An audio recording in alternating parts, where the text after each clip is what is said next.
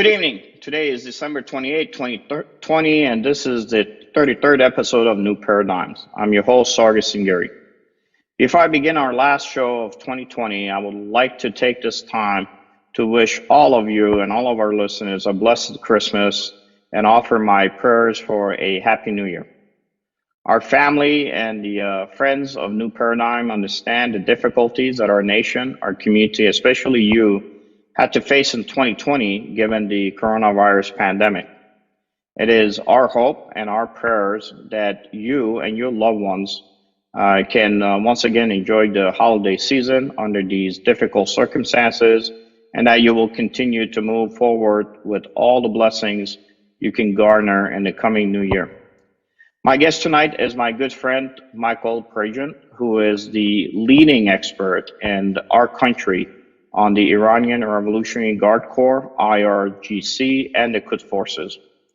Mike is also a senior fellow at the Hudson Institute. He is a senior Middle East analyst, a former adjunct lecturer for the College of International Security Affairs, and a visiting fellow at the Institute for National Strategic Studies at the National Defense University, NDU. In his role at NDU, or the National Defense University, Mike was an expert contributor to the Department of the Army's history of the Iraq War, where Mike provided inputs on Iran's malign activities in Iraq. Pregent is also a former intelligence officer with over 28 years of experience working security, terrorism, counterterrorism, insurgency, and policy issues in the Middle East, North Africa, and Southeast Asia. He is an expert in the Middle East and North Africa political and security issues, counterterrorism analysis, stakeholder communications, and strategic planning. Mike spent considerable time working malign Iranian influence in Iraq as an advisor to the Iraqi security and intelligence apparatus, including an embedded advisory role with the Prime Minister Nouri al-Maliki's extra-constitutional commander-in-chief, and also established the support requirements needed to ensure that there was political process for moving forward.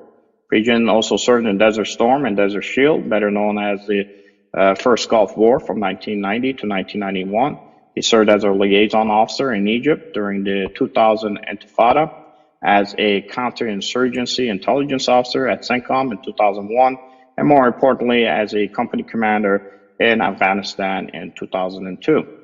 Pregent served as an embedded advisor with the Peshmerga in Mosul from 2005 to 2006, and also as a civilian subject matter expert, or SME, working for the Defense Intelligence Agency, DIA. He served as a political and also military advisor, or POL-MIL, to the United States Forces Iraq, USFI, which focused on reconciliation, the insurgency, and Iranian influence in Iraq from 2007 to 2011. He was a violent extremism and foreign fighter analyst at CENTCOM, Central Command, from 2011 to 2013. He holds a Master in Strategic Public Relations from the George Washington University and is a graduate of the U.S. Army Defense Language Institute, DLI, in Modern Arabic Standard and Egyptian Dialectal. Mike is a freelance writer for the Wall Street Journal and a contributing writer to the Daily Beast. Mike also has numerous publications on ISIS, Iran's Quds Forces, and on Syria and Iraq. His writings have been published in major magazines like Foreign Affairs, the Wall Street Journal, Foreign Policy Magazine, the Tower Magazine, Long War Journal, a New American Foundation, CNN, Al Jazeera, Business Insider, and the Daily Beast. He has provided congressional testimony on ISIS, Iran, and Iraq. He routinely briefs government officials on security issues in the region and appears on an expert analysis platform on Shia militias, Iran, Iraq, and ISIS, with appearances on the British Broadcasting Channel, BBC, World News, Al Jazeera International, CNN, CNN International, and Fox News, and many, many more. More importantly, New Paradigms. Mike, it's wonderful again to have you here with us tonight. I know that we both had not imagined that we wouldn't be able to get a chance again to meet this year in a face-to-face discussion. Even simple dinners with friends are impossible. I know last time we met was March 11th during that workshop by ACAM Chicago chapter. And for those who don't know, ACAM stands for Association of Certified Anti-Money Laundering Specialists, which was an event that we held here in King College of Law, located downtown Chicago. And for those who are not aware, Mike was kind enough to at least accept my invitation to participate on our panel, which I moderated, along with my co-moderator, Matthew Thomas, who himself is a senior client manager for strategic accounts and corporate investigations at Thomson & Reuters. And at that time, I know that the panel had focused on discussions about the impact of the Iranian Quds Forces, the Islamic Revolutionary Guard Corps, as I had mentioned earlier, Hezbollah proxies, their financial patterns, and then finally Iran sanctions. So I know that January 3rd will be the 1-year anniversary since strike that killed the Iranian Major General Qasem Soleimani. So I am glad we have a chance to talk again. And Mike, let's hope we can sit down for a face-to-face sometime in the near future to discuss where we are, what may happen in the region, and possibly with the changes in U.S. administration a year after Soleimani's targeted killing. Well, thanks for having me, and good to see you again, Sargis. I look forward to seeing you in person, hopefully in early 2021. Let's hope, Mike. Let's hope. Mike, I want to be able to kind of focus our audience here. Where were we a year ago, and where we are now today, as you see it? Well, a year ago, at this time in 2019, we started seeing an uptick in militia violence against the U.S. mission in Iraq, with rocket attacks against the militias. And a year ago yesterday, there was a rocket attack on an American base in Iraq that killed an Iraqi American named Narwaz Hamid. His death on December 27th was attributed to a rocket attack by Kataib Hezbollah, led by, at the time, Abu Mehdi al-Mohandes, the leader of Kataib Hezbollah and the deputy commander of the Hashd al-Shabi. That strike led to a series of events in the coming days of 2019, the days that followed the December 27th hit on the American base in Iraq. The Americans responded by hitting Kataib Hezbollah bases along the Iraqi-Syrian border, and then the militias stormed the U.S. Embassy on New Year's Eve and New Year's Day. And in that, that was a rehearsal. That was a rehearsal by elements of the Islamic Revolutionary Guard Corps' Quds Force to seize the embassy, take American hostages, and trade them for sanctions relief for Tehran. And the intelligence backed up an imminent threat to that embassy. And on January 3rd, the U.S. ordered the strike that killed Qasem Soleimani, the commander of the Islamic Revolutionary Guard Corps' Quds Force, and Abu Mehdi al-Mohandes, the leader of Kataib Hezbollah, the militia that was responsible for killing Narwaz Hamid. And that led to a series of events. Deterrence had been reestablished. We allowed the Iranians the face-saving gesture of conducting rocket attacks on the site of a base where the Americans weren't present. But on March 12th, they killed 2 Americans and 1 British soldier at Taji Air Base. And the United States should have responded by taking out Qais Khazali and Abu Fadak, the new commander of Kataib Hezbollah. Instead, we did nothing. And so deterrence ended on March 12th, 2020. And now we've seen with each subsequent month an increase in militia activity and rocket activity to the point where we had to basically talk about shutting down the U.S. Embassy because Baghdad couldn't protect Americans there. And now we're moving in capabilities to be able to conduct strikes against these militias tied to Tehran because they're threatening to attack Americans again on the 1-year anniversary of Qasem Soleimani's death. No, I know sometimes it seems strange for our adversaries, but I think they're kind of used to it. I know that you mentioned that in past discussions that it seems like our foreign policy sometimes is almost a quarterly foreign policy, where from a month to month it might change. And I know we have a new administration coming in now, possibly January 20th, 2021.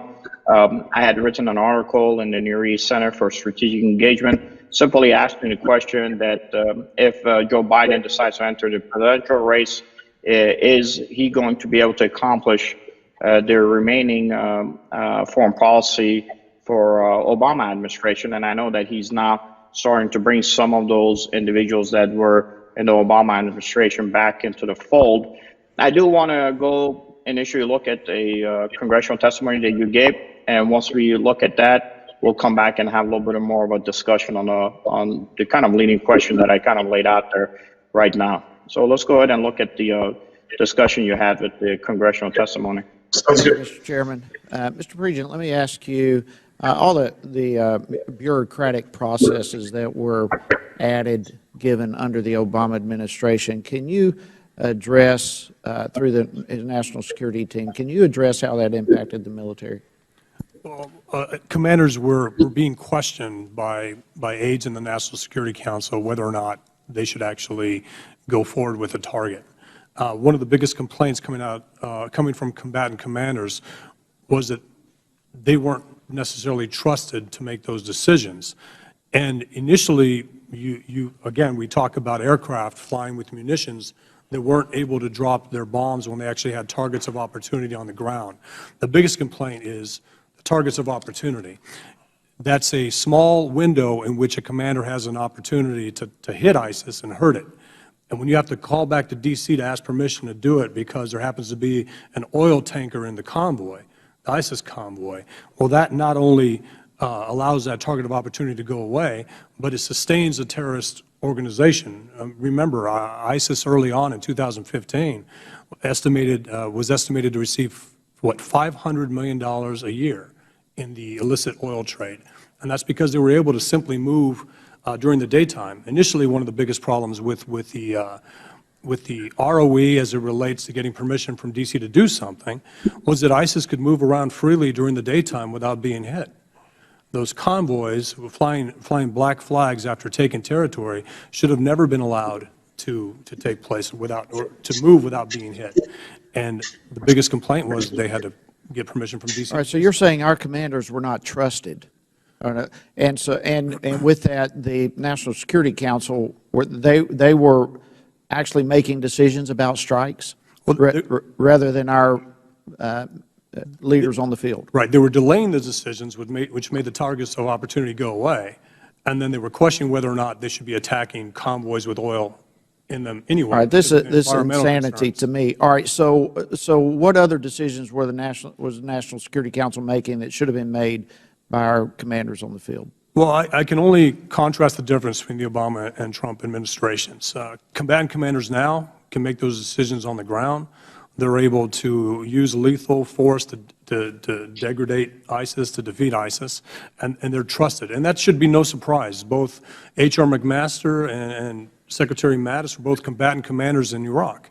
They didn't have to ask D.C. for permission to do anything. So it's good that they pushed it down to combatant commanders in Iraq and Syria to be able to do these things without asking permission, as well as Afghanistan. I think, Mike, the most important piece on that is that, as you mentioned, there's some things that I want to kind of pick on specifically in that testimony. One is the fact that, as you know, and we've sat down and talked about this face-to-face on the Assyrian army operations, which we were running to preserve the roots of Christianity at the time with the Assyrian military force structures in Iraq and Syria. And we could not get a target package done in Syria at all. And I know I used to get frustrated at CENTCOM that, why is it that we cannot get these targets hit? And at least now we know the answer. And what's sad about it when you mentioned that they were making decisions sometimes based on the environmental issues of why you're hitting a target of opportunity, a timely target in this case, which is actually what is being used in this case, oil transfer that was going through south of Sinjar line, as we know, through at that time, the Kurdish regional government control into Turkey. Turkey was laundering it into, legal oil trades and selling it to Europe on the cheaps, and this was constantly putting money back into the coffers of ISIS. So, we had to suffer with it. We had the Christian Assyrians going through a genocide, the Yazidis suffering. Why? Because we were not hitting targets under the previous administration, simply because of these issues with these delays. As we see that a new group is emerging now, possibility with a future Biden administration coming in, maybe on January 20th, to take the lead over the next 4 years. The same cast of characters under the Obama administration are coming in, to include, General Austin, who was involved in operations at CENTCOM and downrange, and also some of the other folks, to include Kerry coming in now, which I think is one of the reasons, maybe possibly, why Israel has sent a submarine into the Persian Gulf. Where do you see our policy? Do you see, based on all the changes that have happened under the current administration, and especially with the Abraham Accords, that it might be a little bit more difficult to go back the way it was, or do you see that there might be a shift still to a previous rate of conducting combat operations in the region? Well, I think that our adversaries in Tehran, or adversaries inside of Iraq, are looking forward to what they see as a acquiescent and weak incoming administration if that happens. They remember the 2008 period after the surge, where we had successes in Iraq, and then that was dismantled by Maliki, and Biden had the Iraq portfolio. President-elect Biden had the Iraq portfolio, and Qasem Soleimani could do whatever he wanted. And as you go forward into the ISIS campaign under the Obama administration, the same people that Biden is bringing in to head his national security team and foreign policy team are the same people that failed in Syria, the same people that let ISIS gain territory across Iraq without a response, and who were shepherding in the fatally flawed Iran deal, the JCPOA. And it's a just criticism, because these individuals didn't recognize that Qasem Soleimani was growing his influence inside of Iraq and Syria under the protections of the Iran deal, under the JCPOA. Qasem Soleimani was creating new militias with the money that Iran received from the JCPOA. The $150 billion was prioritized to help the Quds Force shore up Assad in Syria, create new militias in Iraq to destabilize it further, and actually begin a conflict by providing lethal aid to the Houthis in Yemen.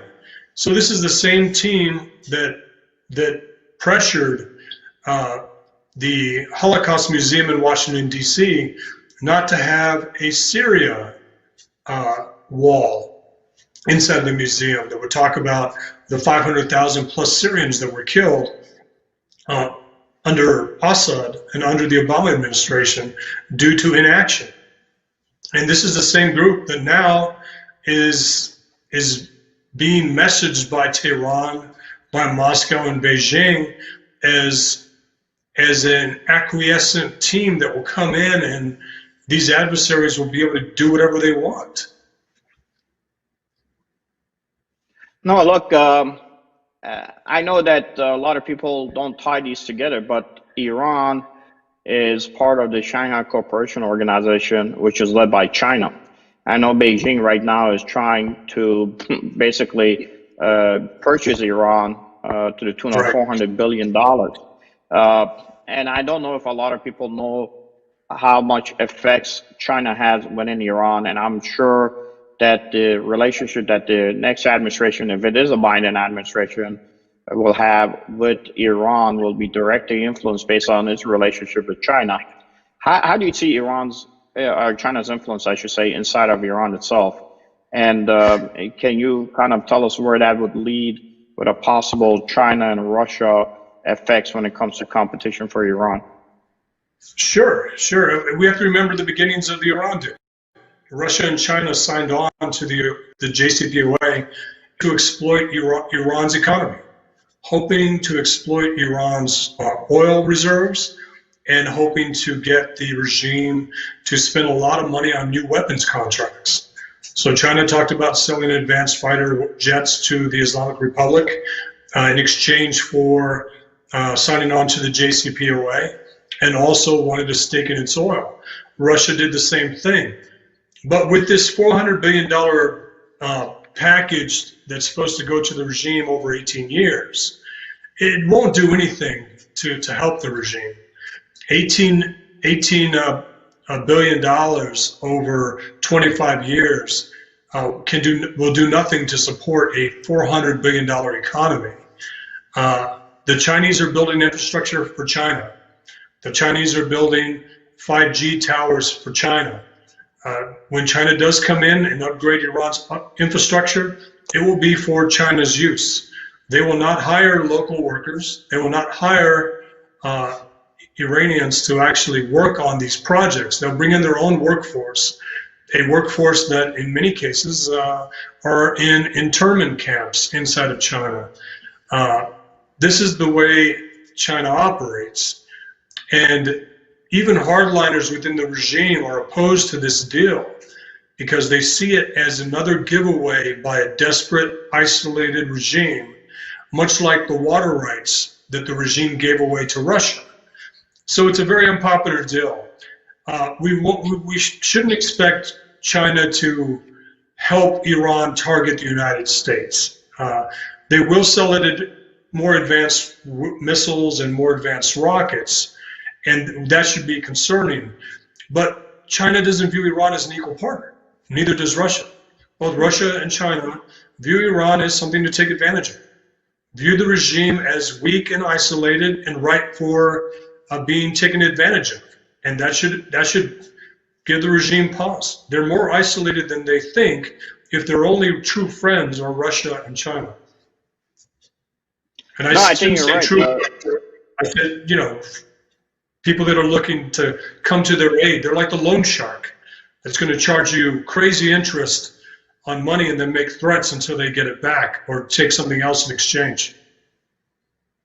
Well, no, look, Iran is all over the Middle East, and what Iran offers China is very simple: access to the Middle East, where China may not have that access directly. So it uses Iran for that access. I do know that Iran has kind of painted itself in a corner with the anniversary of the killing of Soleimani being on 3 January of 2021 now, 1 year anniversary. I know that they had said that they were going to do something against American interests in the region because of that killing. So they've put themselves in a position. Now, if they do something, of course, we're going to hit them under the current POTUS. If they do nothing, the issue becomes they're going to be much more weaker now because they didn't do anything, because they made a statement and didn't follow through with it. And I think a lot of the statements are coming out of Iran in these discussions, from my perspective, is there's a competing factions in Iran that are being pulled either towards Russia or being pulled towards China. And these competing factions are fighting themselves internally in Iran policy and politics, which is reflected on even what happened recently, where some of the militias are in Iraq after the U.S. Embassy was hit, said that we had nothing to do with it, and these are the militias that are tied to Iran. Where do you see that relationship kind of moving? Is it going to be moving much more of a divide between Iraq and Iran, even under the current Biden administration? Is that if they come in, or is it going to be much more strengthened if Biden administration comes into the fold? Well, I see, our adversaries look at Iran, Iraq, and Syria as one battlefield. Iran looks at Iraq and Syria as one battlefield. The United States looks at Syria and Iraq as two different battlefields, and they apply two different strategies. Inside of Iraq, we worked with Shia militias tied to Tehran, the Hashd al-Shabi. Inside of Syria, we're fighting the Shia militias tied to Tehran. And we're trying to build up a force by using, at the time, using the Kurds to push back against Jabhat al-Nusra and ISIS. So if you look at both cases, inside of Iraq, we used the wrong ally. We should have used Sunni Arab males to fight a Sunni terrorist organization. Inside of Syria, we used Kurds, and we should have again used Sunni Arab males The only capable force to defeat a Sunni insurgent group is Sunni Arab males, because they know the enemy, they'll be able to take territory and hold it. And yes, we looked at the YPG in Syria and the Shia militias in Iraq, and they were able to take territory, but they weren't able to hold territory. So even now in Iraq and Syria, we still have an ISIS presence. Nobody talks about it. So I see the Biden administration pushing a narrative that all is well inside of Iraq. That's what Brett McGurk said. That's what people that are looking at Iraq said under the Obama administration that are now in the Biden administration, saying that everything is well after the ISIS campaign. After ISIS was defeated, everything is great. When it comes to Iran, they want to simply jump back into the Iran deal without renegotiating sunset clauses, ballistic missiles, regional behavior. And the best thing about both of those bad ideas is that there's no appetite in Washington, D.C. to do any of those things. To say that Iraq is okay, or to say that we should just jump back into the Iran deal. Biden's not Obama. Obama had charisma, had gravitas, and was able to push Democrat senators around. Nobody knows Biden better than Democrat senators in D.C. And they're not very intimidated about the Biden campaign pushing them around. They were against the Iran deal in 2015. That's why only 41 senators said yes. And they are adamantly against the Iran deal in 2020. If you look at bipartisan language coming out of the House and the Senate, there's no appetite to rejoin the Iran deal. Menendez and Chuck Schumer said it best. Any future deal with North Korea should look nothing like the Iran deal, meaning no sanctions relief before concessions, 24/7 access to U.S. inspectors, no sunset clauses. It must address ballistic missiles. It must address regional behavior. So Menendez and Schumer are not going to be intimidated by the Biden campaign when they have the slimmest of margins in the House, Democrats do, and Chuck Schumer and Menendez have the slimmest. If they win Georgia, they'll have the slimmest majority in the Senate, and if they lose both seats in Georgia, they're not going to be in a position to push through something very negative, very unpopular. And remember, when the Iran deal passed in 2015, 66% of Americans were against it. And that was a big deal. When Obama first introduced it, there was 51% support for the Iran deal, until groups like my former group, Veterans Against the Iran Deal, started letting Americans know how bad this regime is. And the regime has done nothing but hurt itself since 2015 by conducting acts of terror, by supporting Assad, by conducting attacks with its militias against the U.S. Embassy in Iraq. And even Democrats are tired of that. And it's sad to say that we have to make foreign policy partisan, but I don't recognize U.S. foreign policy. It's not the same. It has no bipartisan support behind a strategy outside of this country. The Democrats and Republicans aren't united on China. The Democrats and Republicans are not united on Saudi Arabia. They're not united on Iran. They don't know what to do in Afghanistan. They're not united on Iraq. We politicized everything, Sargis, to the point where our adversaries interfere in U.S. elections because they believe there's an election outcome that favors them, that favors their policies. And when your adversary cheers your victory in Tehran, Moscow, and Beijing, you should be embarrassed. Yeah, you should be embarrassed. Look, if you want to point out to American foreign policy downrange, in the Iraqi Kurdish North, they're teaching Mandarin Chinese. They're not teaching that because they expect that the United States is going to be a strong presence even in Iraq North in the future. They're preaching it because they realize that Mandarin Chinese might be the next language that might be necessary for Iraq to be able to do business within the region. And it's smart if you think about it, because American foreign policy does this. It changes Democrat, Republican, Democrat, Republican. There's no consistent strategy. But in Russia, consistent strategy. China, consistent strategy. And we don't support our allies. We've abandoned the Kurds twice in the last 4 years. In 2000 with the Kurdish referendum and with the YPG in northern Syria. We've abandoned our Sunni allies when it came to the awakening of 2007 and the surge of 2007 and 2008. We continue to tell our allies, trust us, we're going to do hard things for you, and we're going to make sure the hard things you do for us goes rewarded. Now, whatever American tells them that at the time means it. The problem is the next administration changes all of that. They basically throw away promises and throw away strategies, and it makes our allies on the ground not trust us, and it makes our closest allies in northern Iraq, the Kurds, choose Mandarin Chinese over learning English. And that's another embarrassment. It's going to be Mandarin Chinese in the language for business, and it's going to be ties to Russia because they were always an ally of Russia historically. The problem becomes, look at even the Assyrian Christians. You're 1.5 million plus in Iraq prior to us invading Iraq, and then now you're at 150,000 left. And for God's sakes, we could not beg for a target to be hit in Syria, and these were viable targets, and you and me have talked about those. But is our reality? Let me ask you a question. Do you think that the Biden administration would push for a divided Iraq in the future? I know they were big on trying to, at least Biden was, to try to maybe divide Iraq into three. Is that still something that he would push, even though it sounds like from what you're saying, he's going to be a lame duck Middle East foreign policy guy? Yeah, I think, real quick on the Christian issue. The Christian issues, the Christians in the Nineveh Plains, the easiest thing for the Iraqi government to do would be to allow them to resettle the Nineveh Plains.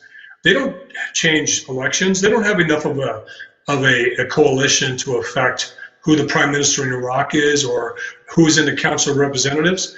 But it would gain so much credit with the United States if Baghdad simply let Christians go back to the Nineveh Plains.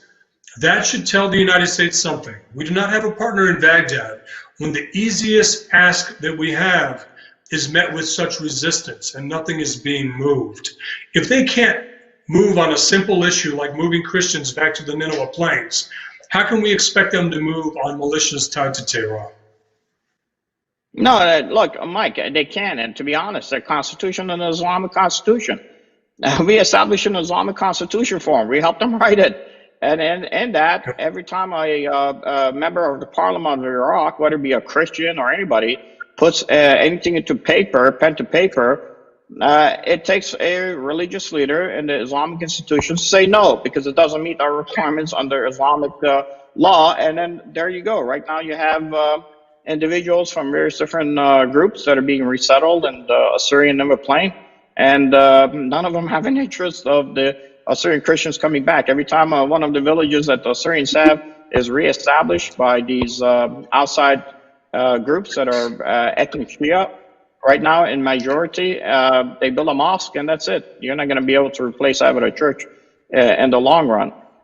Mike, overall, I think from my perspective, it's because China's role, especially in our American politics, that you mentioned, I know you had gone out prior to the election and collected atmospherics in our own elections. Explain to people what atmospherics are, how an intel officer uses them, and why did you see it as an interest to go out and collect atmospherics of our own elections? Yeah, well, atmospheric reporting. So I'm considered a foreign policy expert on Iraq. When in actuality, I'm a domestic policy expert because I went out and talked to people, because I went out and visited neighborhoods. I went out and saw the political posters, went out and saw the militia activity. So those things are atmospherics. So intelligence in the U.S. intelligence community isn't intelligence unless it's in a report, unless it's in a SIGINT report or a HUMINT report, a human intelligence report. And those were the two main reports we used in Iraq. You can, of course, use imagery intelligence, but I'm talking about signals intercept and human intelligence collection. In both cases, the American was being messaged. The American was talking to an Iraqi politician that messaged the American and told them what they wanted to hear. And in SIGINT, the Iraqis knew we were listening. So we basically let them say whatever they wanted to, and the National Security Agency, unfortunately, doesn't believe that anyone lies on a phone. Well, I lie on a phone all the time, whether it's like, hey, I can't do something because I'm working. But the NSA thinks that if you don't know they're listening, You're telling the truth, right? So atmospherics is what they're missing. So I did a comparative analysis of human intelligence reports in Iraq and SIGINT reports in Iraq against Iraqi newspapers, against American foot patrols. And the American foot patrols and the Iraqi newspapers were right, meaning you had to get a Sunni paper and a Shia paper and put them together and come up with an assessment. But the US intelligence was way off on both sides. So what I did is, we know how bad the polling is in the United States. So I decided to go into the battleground states, being a former intelligence officer, and simply observe things, talk to people, ask questions, and I asked 3 questions. Who do you want to win? Who do you think will win? And why? And that didn't put anybody on the spot. And everybody was able to answer those simple questions. I didn't ask who you were voting for. I said, who do you want to win? Who do you think will win? And why? And that's what we asked the Iraqis. Who is responsible for the problems? And they said the United States. And I said, well, who do you think can fix the problems? And they said the United States. And then I said, how? How can we fix it? And then you were hearing from the very people that were part of the insurgency and from the very people causing problems, they were telling you how to solve them if you listen to them. And in the battleground states, I went out and talked to the very Americans that would have to defeat the president. I only spoke to people that didn't like the president. And I asked them why they thought he was going to win. Now, when I asked these questions, real quick, who do you want to win? Biden. Who do you think will win? Trump. And why?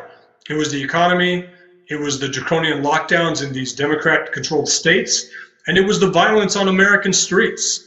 These were Democrats telling me, 6 in 10 Democrats, 6 out of 10, telling me that they believed that Trump would win because of these issues, even though they wanted Biden to win. They weren't excited about him, and more importantly, they said, we do not trust the polls. Now, we've seen this election. This is the first time in American history where 40% to 50% of Americans don't believe this was a free and fair election.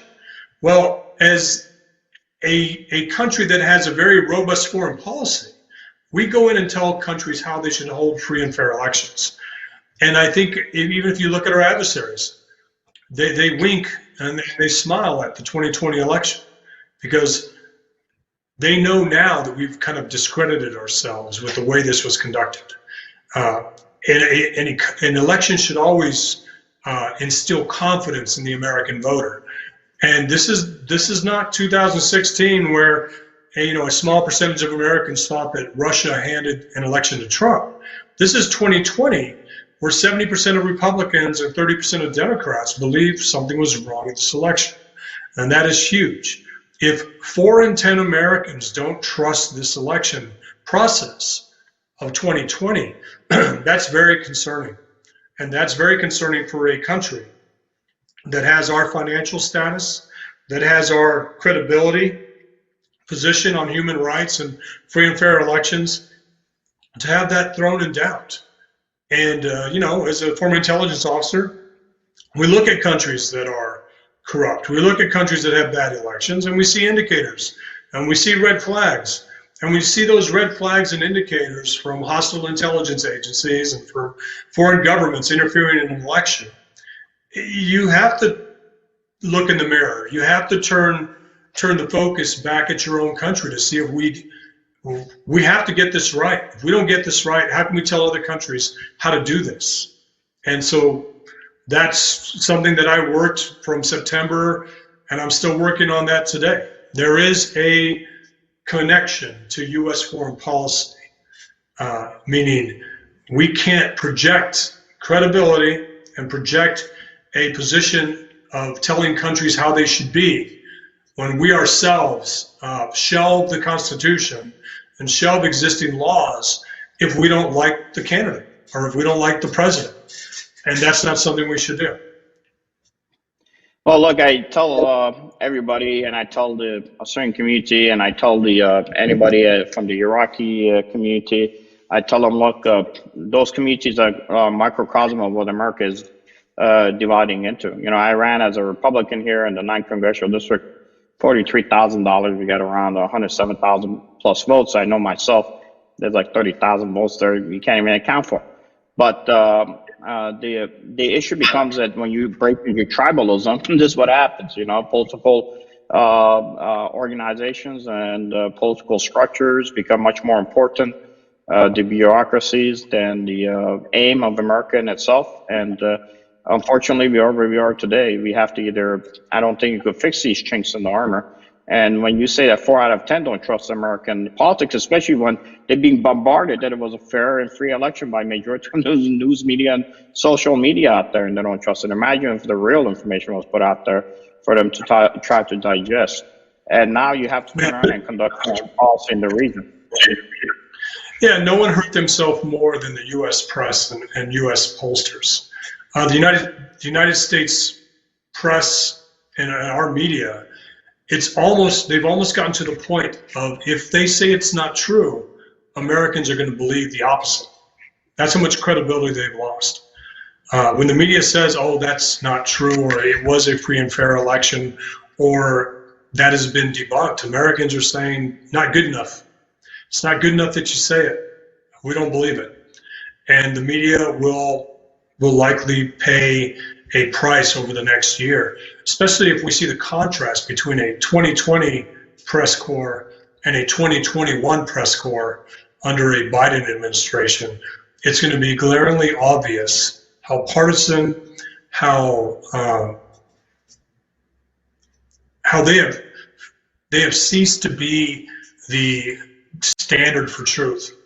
They have ceased to be the standard for holding the government responsible, both sides of the aisle. Instead, they picked sides. They picked sides. Now, unfortunately, they did not pick the American side on our American flag behind me. They picked political party sides in the process. Mike, I know we're running short on time. We had a lot of other stuff we wanted to cover. Before we leave, and we're going to leave with a interview that you had done with Al Jazeera. But before we leave, where can people read more about you? And then we're going to, of course, bring you back again. Let's see what happens after the 3 January, anniversary of Qasem Soleimani's targeting. Where can people reach you? Where they can read about you? Well, I'm with the Hudson Institute, so you can see my testimony, the panels I've conducted on Iran and Iraq there, also my publications. I'm very active on Twitter, so I'm at MPP Pregent, so at Mike Papa Pregent, Pregent, and you can see basically daily comments on the Middle East and the region, just things. Again, it's Twitter, right? But we can get it out there pretty fast, and then I publish in various places. But thank you for the opportunity. I'd love to come back and talk about anything you want to talk about. No, thank you very much, and thank you for everything you've done for the country, especially with the atmospherics that you collected. I've always helped individuals like you and my other buddies who've been in the service. I encourage them, please run, as both Democrats, Republicans, our nation needs it. We need to get this talent in Congress, because at least I can work with those folks regardless of the party they represent. It is very difficult to work with what is currently sitting in Congress. But with that said, Mike, I know your significant others knows that you don't lie on the phone. So let's make that one correction in our discussion, and we'll have you back again. And we're going to go to that Al Jazeera interview. And with that said, folks, thank you very much, Mike, for coming. Happy New Year and this new paradigms.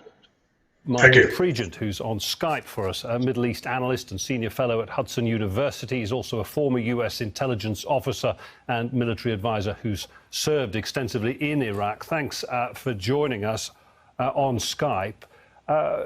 Many questions to be answered there, as Gabe was outlining. What does it say, I wonder, to you about U.S. influence in Iraq, that this crowd chanting death to America was able to breach at least the outer sort of perimeter defenses, what must be some of the toughest defenses of any installation or embassy in the world, and supposedly doing it with the acquiescence or connivance of the Iraqi military? A pretty extraordinary set of circumstances.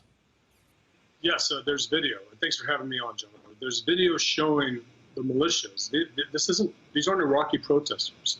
These are uniformed militias that answer directly to Qasem Soleimani. There's a video of them knocking on the gates, and basically the gates open, and the militias roll in. They push aside a couple of Iraqi security force personnel, and they just move in.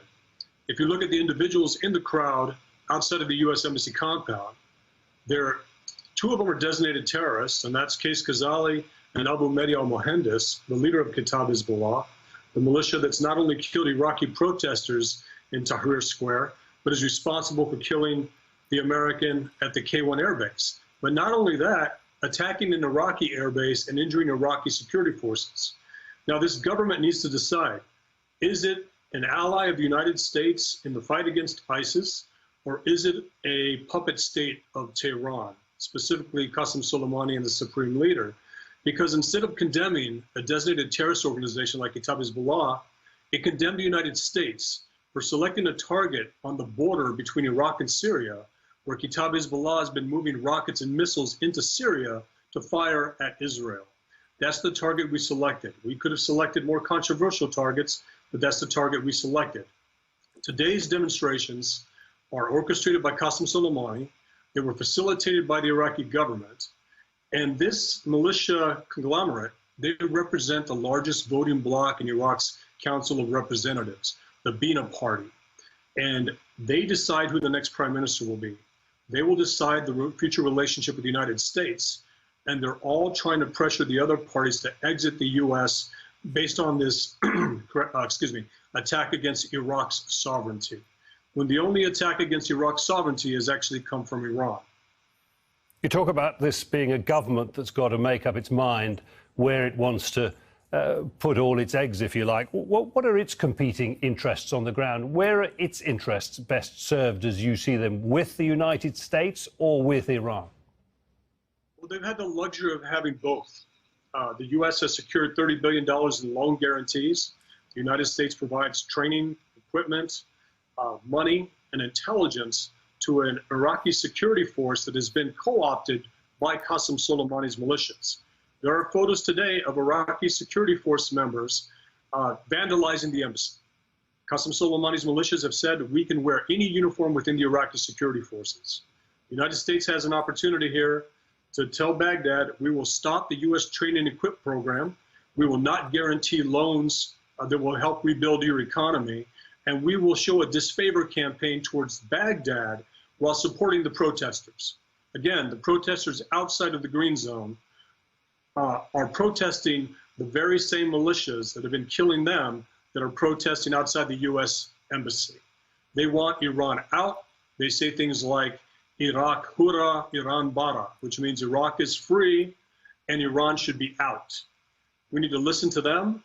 We need to have a disfavor campaign with Baghdad until they arrest people like Abu Mahdi al-Mohandes and make illegal this militia, Kataib Hezbollah. Qasem Soleimani should not be allowed to step foot inside of Iraq. Yet he goes around taking selfies everywhere. Michael, let's talk about U.S. policy in the region, if we can, for a moment, because the overall sort of U.S. policy of trying to pile pressure high on the government in Tehran with ever-increasing sanctions, trying to force its compliance, doesn't appear to be working. This war against or conflict against Iran-backed proxies is only escalating, and now, as we see, bringing up tensions between the U.S. and such an important ally in the region, Iraq. I disagree. The maximum pressure campaign is working. This event that's happening now could have happened at any time while we were in the Iran deal, to include under President Obama. If the Obama administration would have targeted Kataib Hezbollah based on the harassing attacks Kataib Hezbollah was conducting against Americans during the ISIS campaign at the onset of 2014 and 2015, we would have seen similar protests. The Obama administration ignored what Kataib Hezbollah was doing. The Trump administration ignored what Kataib Hezbollah was doing until it killed an American, until Soleimani tested a red line. So the maximum pressure campaign is working. We expect to see things like this from a regime that has been doing this for 40 years. Before the Iran deal, there was the barracks in Lebanon, in Beirut. Before the Iran deal, there were the militias that were killing Americans during the Iraq War. Before the Iran deal, there was Lebanese Hezbollah. There's a lot of things that predate the Iran deal. The maximum pressure campaign has made it very tough on the regime to sustain its military activities outside of Iran. And this is simply Iran trying to exert its power over Iraq because they're hoping to offset U.S. secondary sanctions by penetrating Iraq's economic sectors. The United States can hurt Iran by showing a disfavor campaign with Baghdad, telling Baghdad that it will no longer be protected and that the U.S. could start sanctioning Iraq's economic sectors tied to corrupt politicians that favor Tehran over Baghdad or over Iraq. And that's what these protests are all about. Iraqis are saying enough with this. Enough of corrupt Iraqi politicians favoring Tehran over Iraq. Okay, Michael Pregent, we're going to have to leave it there. Thanks very much for coming on the program.